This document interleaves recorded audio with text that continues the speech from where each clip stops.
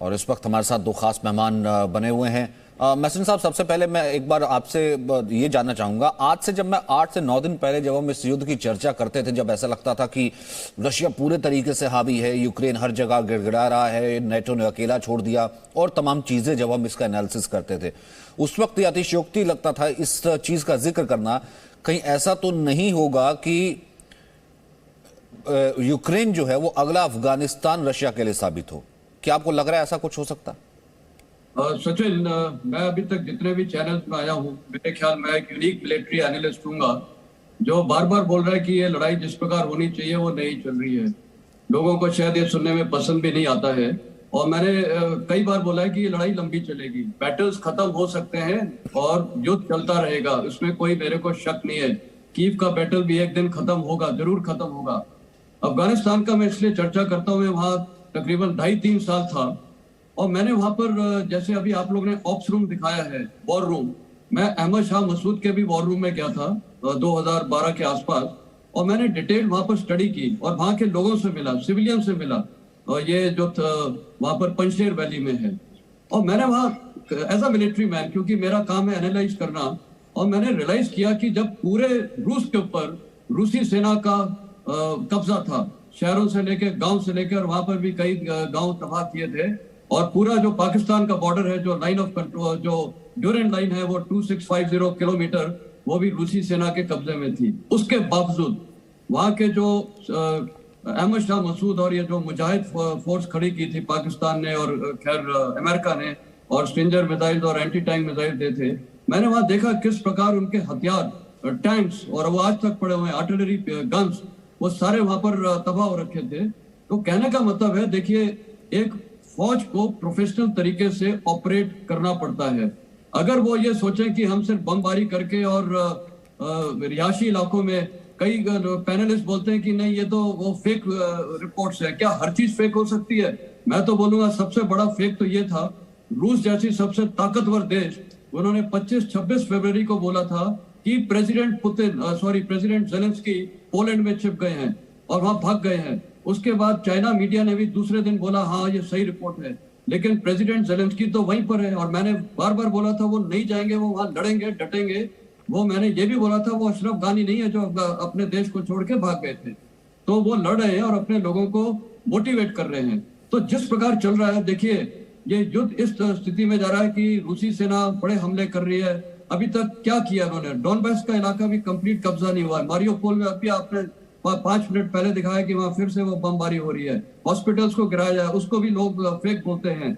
तो अभी तो क्या है कि कौन सही है या क्या फेक है, लेकिन आखिर हमारी भी तो मिलिट्री एनालिस्ट की कुछ तो चीजें समझ सकती हैं।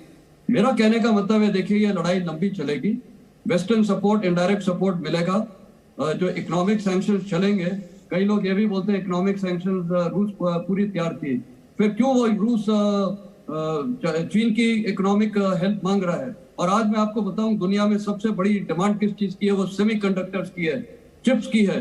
ये दोनों देश डिपेंडेंट है इसमें, ताइवान के ऊपर या साउथ कोरिया के ऊपर या यूएस के ऊपर, ये सेमीकंडक्टर चिप्स वगैरह के ऊपर। तो ये चीजें इनको इमीडिएट हर्ट नहीं करेंगी। अफगानिस्तान की लड़ाई भी इमीडिएट हर्ट नहीं की थी, लेकिन रूस को ये हर्ट की थी तकरीबन 10 साल के बाद। और जब वो उनके जो ब्रेजनेव ने वहां की ब्रेजनेव डॉक्ट्रिन चला रखी थी, उसके बरखलाफ जाके जो बाद में गोरबचव साहब आए थे, उन्होंने ओपनली एक्नॉलेज किया था कि ये गलत स्ट्रेटेजी थी कि बाय इंटरवेंशन, बाय फोर्स किसी को अपनी तरफ करना, और उन्होंने इस पॉलिसी को, ब्रेजनेव डॉक्ट्रिन को, उसके अगेंस्ट बोला था।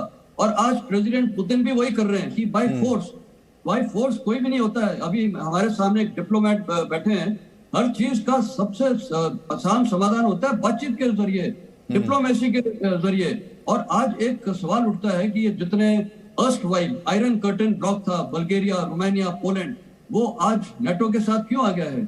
ये जो उसके बाद जब सोवियत यूनियन टूटी है 91 में, बाल्टिक स्टेट्स क्यों नेटो के अंदर आ गए हैं? ये नेटो ने तो उनके ऊपर कोई बमबारी नहीं की। तो ये राजनीति होती है, डिप्लोमेसी होती है कि आप किसी को, आज भूटान में एक लाइव एग्जांपल दे सकता हूँ, वो हमारी तरफ क्यों है? कोई हमने जाके वहां अटैक किया? हमारी डिप्लोमेसी वहां अच्छी है। तो ये लड़ाई का तो पहली बात तो मैं सोचता हूँ कि कोई जरूरतमंद था ही नहीं, कोई ग्रेव प्रोवोकेशन था नहीं। और जिस प्रकार ये लड़ाई की जा रही है, 15 से 20 शहरों पे आप गोश्त एक टारगेटिंग कर दूसरी रहे हैं। चीज एक और भी होती है सर, ठीक है, टर्की कह रहा है कि इंटरवीन करके कि वो यहाँ पर मध्यस्थता कर देता है, यरूशलेम का नाम सुझा दिया यहाँ पर जेलेंस्की ने। लेकिन सर अफेक्ट तो आज की डेट में आर.एस. मल्होत्रा जी पूरा वर्ल्ड वाइड सिम्टम्स होता है ना, पूरे वर्ल्ड वाइड का तमाम हर बड़े से बड़े छोटे से छोटा देश अफेक्ट होता है। तो क्यों नहीं कोशिश की जाती है कि ठीक है बातचीत पर बैठ के ही इसका हल निकले और फिलहाल जो है गोलीबारी बमबारी और जंग जो है वो रोक दी जाए। जी, ये कोशिशें तो अब जारी हैं। हमने सुना है कि चौथे राउंड की बातचीत होनी है। यूएसए और चाइना भी आज रोम में मिल रहे हैं, उनके चाइना के विदेश मंत्री और यूएसए के एनएसए। साथ में मैंने ये भी पढ़ा था कि साउथ अफ्रीका के प्रेसिडेंट सिरिल रामफोसा भी कह रहे थे कि उनसे भी रिक्वेस्ट की गई है कि वो भी मध्यस्थता करें। हमने सुना है प्रेसिडेंट जेलेंस्की को कहते कि इजराइल को कहा है कि वो भी मध्यस्थता करें। तो ये बातचीत के दौर चल रहे हैं, लेकिन अभी कोई कंक्रीट सोल्यूशन टेबल पे आया नहीं है, क्योंकि प्रेसिडेंट जो पुतिन है उन्होंने 3 शर्तें रखी हैं। अगर ये 3 शर्तें, जैसे मैं पहले भी कह रहा था, अगर स्ट्रेट वे मान ली जाए तो युद्ध का कारण नहीं है, युद्ध तो बंद हो जाएगा। तो जब वो जेलेंस्की कह रहे हैं कि मैं इनके ऊपर बातचीत करने को तैयार हूं, तो वो यही है कि वो किस हद तक वो शर्तें मानने को तैयार हैं कि वो क्रीमिया में पूरी तरह से रशिया का जो है उसको हिस्सा मानने को तैयार हैं, कि कोई और अल्टरनेटिव सोल्यूशन चाहते हैं। जो वो कहते हैं कि मैं अब इंटरेस्टेड नहीं हूं नाटो में, तो वो फॉर्मली लिख के देने को तैयार हूं कि जस्ट एक वेटिंग टैक्टिक्स हैं।